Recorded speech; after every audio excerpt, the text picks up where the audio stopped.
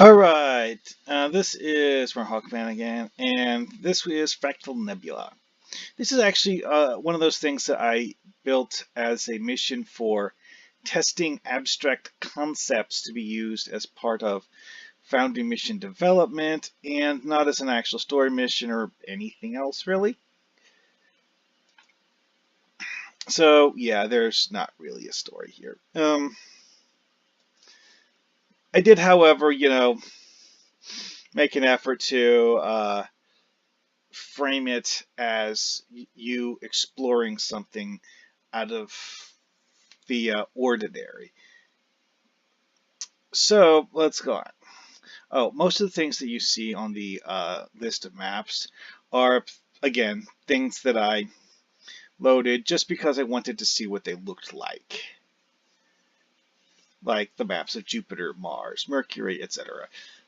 Yeah, reasonably detailed and faithful copies of the planets in question. Quite nice. And so on and so forth. And just to help me remember, I actually named them after what they look like.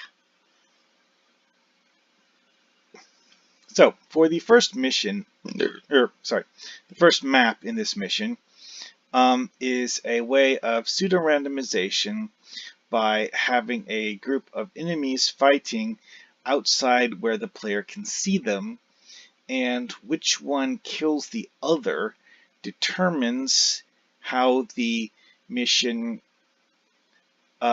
progresses. Granted, in this case, it's actually something of a odd one. See, because okay,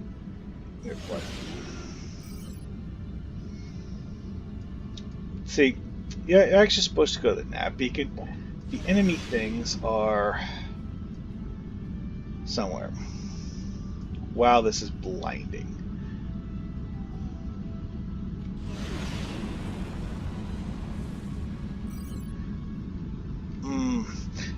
Oh yeah, for this one I had a where are the enemy things?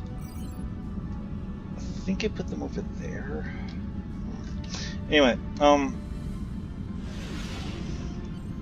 for this one, the not supposed to have all of the comments here. There they are.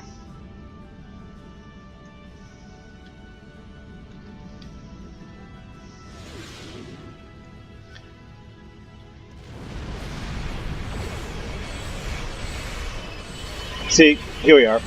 It's an example of it. Is that the winner of this fight determines how the map looks.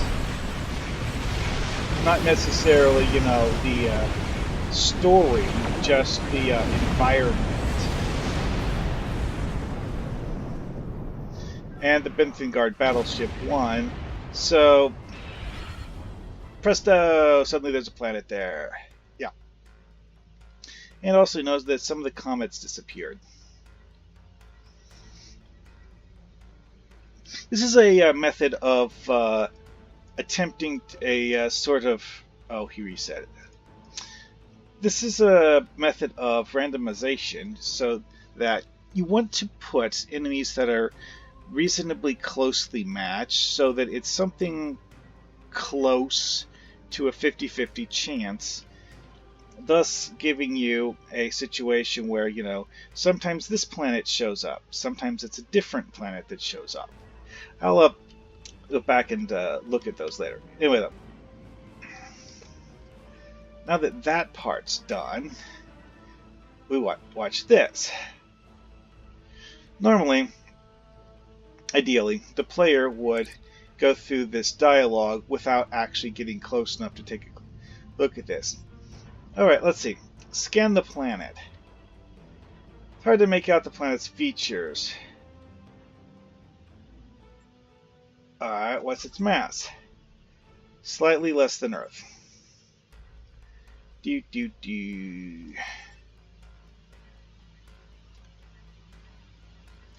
Alright, now we go to the nav beacon.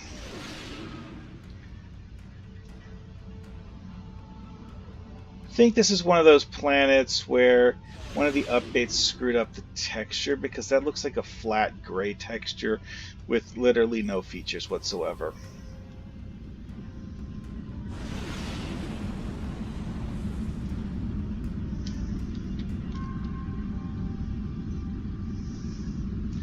If I remember right, I set a trigger for these comets to spawn and despawn based on something, so that you wouldn't have literally all of them here simultaneously. Anyways, now we take a closer scan of the planet. Go to the next map. Yeah, that doesn't work. Anyway, so turn that editor. Now, if we look at the list of things here, we have two. Yep, a Klingon. Oh, right, that's what the randomization was. Okay, it's not whether the Klingons win or the Remans win. It's which one of them loses first, not which one of them loses in general. Planet class M10. Well, actually, there's several of them. Alright, so we actually have like class M10, which is supposed to look like that, and class P01, which is supposed to look like that. And for some reason, both of them look, or whichever one spawned, look like a gray blob. Let's see, let's look at the states here. Well, actually, to be honest, I don't know what the trigger was, because of the fact that I didn't actually see which group died first. Was it the Remans? Was it the Klingons? Don't really know. But yeah, this is where that fight was set up. We have all these comet things. Oh, never mind. I guess I just didn't set them to be hidden. Never mind. Alright, so that's that trick. See, because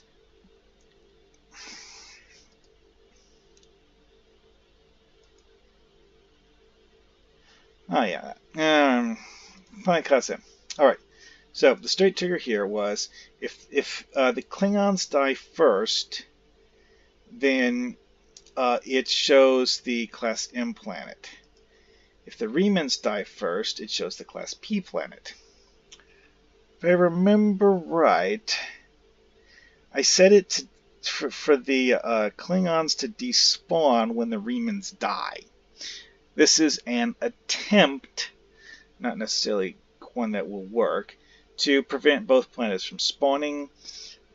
If I remember correctly, though, due to the way combat works in Star Trek Online, there's the slim possibility that both would die and thus trigger both spawns of the planets. Oh well. Anyways, so that was the space map. The ground map is one of those Sky Castle things. Yeah, the purple tunnels, I didn't use those. This one is a different kind of pseudo-randomization. For this one, you have a map layout that does not change, for the most part. There are no like hidden randomization things where there's like 2 or 3 enemies fighting off screen where you can't see them. No. For this one, the way I did it was you are given dialogue things, like at the end of the first map where your bridge officer is asking you what you want to look at. Well, the idea I had with this one was that while it's a choice that is presented to the player does not have a reason to believe that the choice has a significance beyond talking to your bridge officer. Thus, when you make the choice, you probably won't think a whole lot about it in terms of how it will cause the mission to progress. And in this case, I would use that as a way to modify how the mission plays out. And of course, on the space map, we talked about how, we detected stuff and now we're looking at it. The layout of this is actually partly inspired by that Casino Royale episode of Star Trek: The Next Generation, where there's this, you know, fog and haze, and you look around and stuff. Anyway, so push the button. Oh, and you may have noticed that I literally covered the entire map with these giant stone platforms. Anyways, that wasn't a question. That was just, oh hey, we found the first artifact. Woo. Here we have this thing. You can't actually like. All right, you actually can jump onto it. I wouldn't recommend it though. It's a very finicky structure to jump on. Ding ding dong. And it's a standard alien artifact whose purpose we don't understand. Onwards. I actually put like 7 of these rings here, and not all of them actually do things. Now here's one of those blind questions.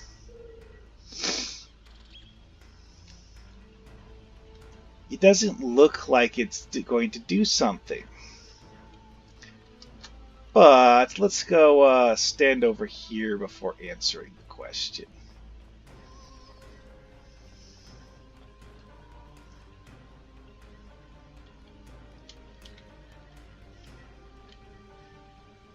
What sort of life forms? It's hard to make out of the energy interference. Some sort of unusual humanoid life. We should take a closer look. We didn't see them spawn in. Too far away. Let's reset.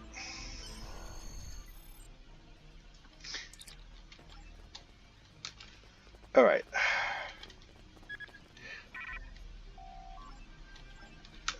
Alright, the question that pops up isn't the quest dialogues. So we'll just skip scanning the artifacts. Alright, so talks about life forms, and go up here to a location where you're like, I don't see anything. There's nothing here. Well, there's nothing here yet.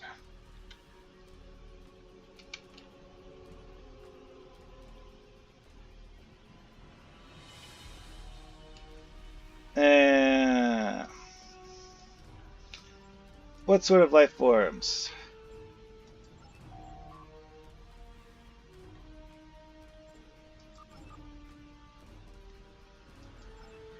Ah, yes. It was a multi-layer binary choice. What I mean by that is you had to answer both questions for it to actually spawn things, if I remember correctly. Dum, dum, dum. Okay, where are they hiding?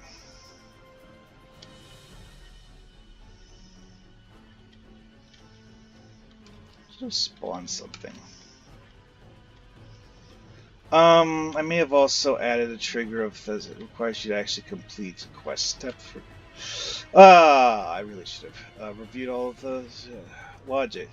Anyway, so this whole structure is just one of those things where it's like bizarre alien thing made for bizarre alien reasons because they're bizarre aliens. And you look around trying to figure out what its purpose is, and along the way see cool stuff.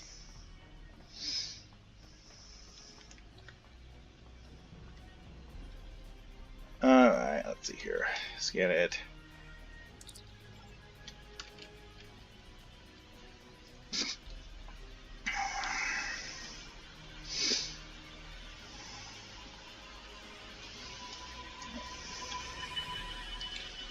Scan this one too. I hope I didn't break it. Ooh, don't fall off. You can fall off. I did not build Inviswalls into this map. Inviswalls aren't round, and these things are round. Part of me wants to... I don't actually remember how complicated I made this. I should have looked that up before I started looking to do the demo of it.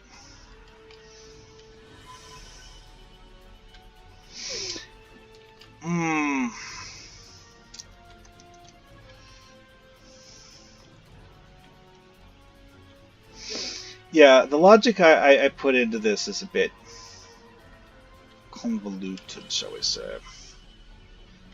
Also, the results of my questions may not have had the answer I was thinking they did. I'm not actually 100% sure exactly what um,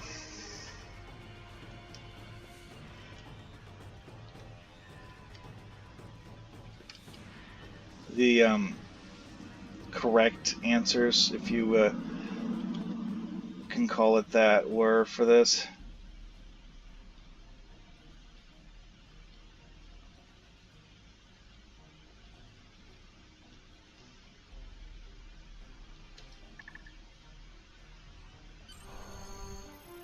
Okay, Alright, I'm going back in the editor because that didn't work the way I was expecting it to. Anyways, though. Alright, so let's look at all these objects and see what exactly their triggers were set to. States. Dialog prompt reads, uncertain, their energy composition. Okay, see, here we are.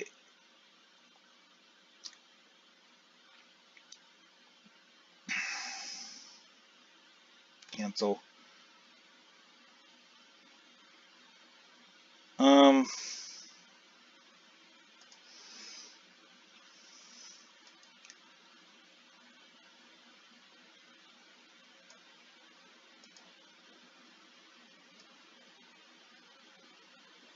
Now, here's one of the things I did that you didn't see from when I was doing it.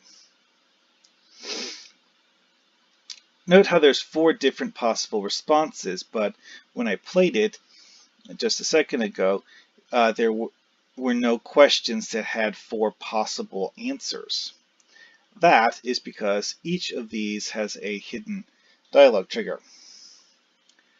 Now, you need to get the one where your tactical officer mentions life signs and you have the option to ask if they're hostile. How do you get that? Well, that requires a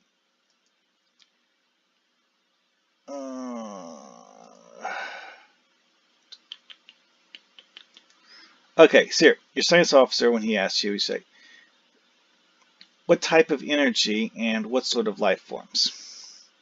Then, when this one asks what questions, this is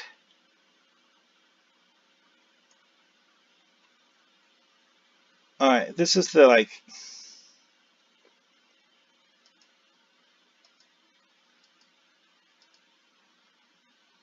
this one doesn't have a hide status.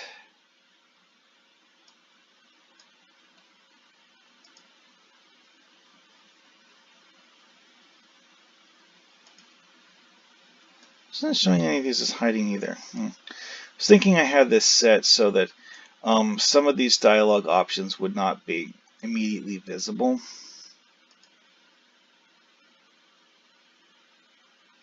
See, this is what happens when you talk to the Dark Soldier person. She asks you what this glowing thing is that she's staring at. I walked past the glowing thing, and yeah.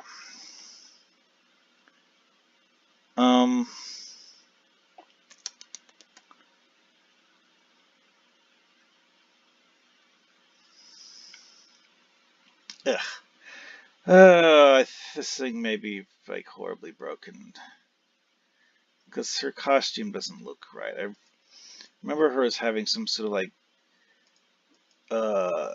sunglasses things. Head attach tech.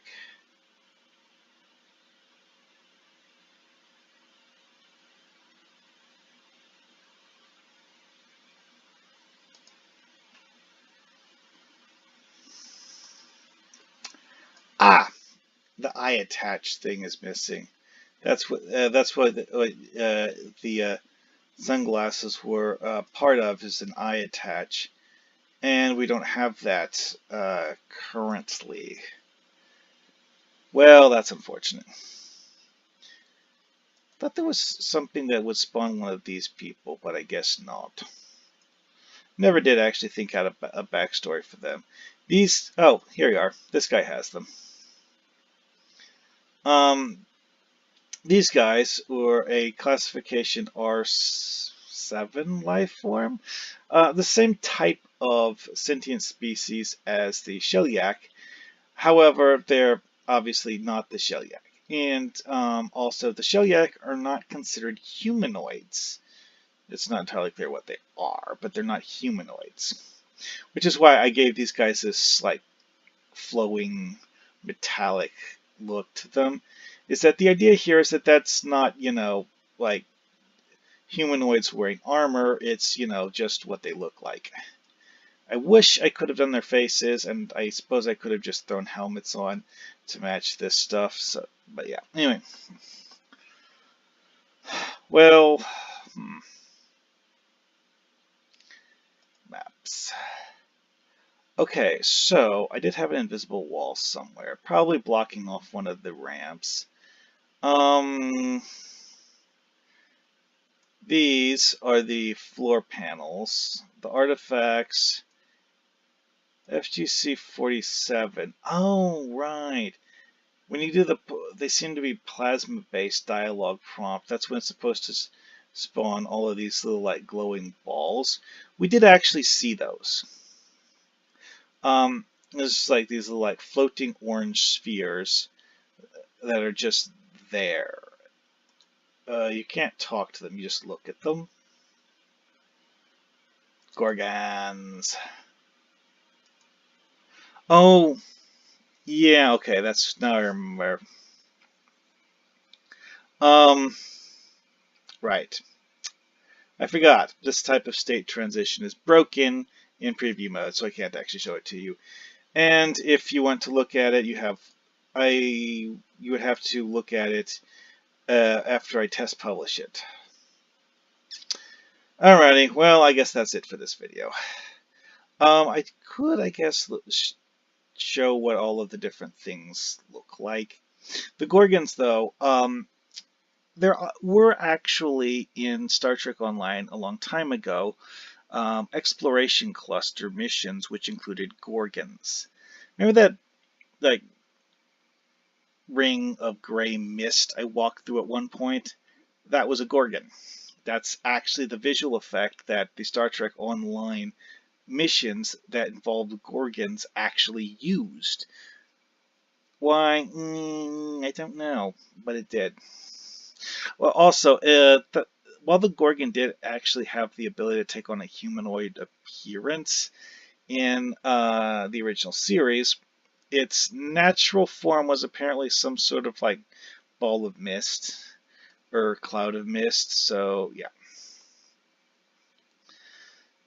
Alright, well, what else is there? Yeah, looks like that was it. Didn't have anything else. Oh yeah, I guess I didn't actually place the black redders. Oh, I guess it was one of those things where I was thinking about doing that, and I never actually got that far. Alright, well, I guess that's it for this. Next time.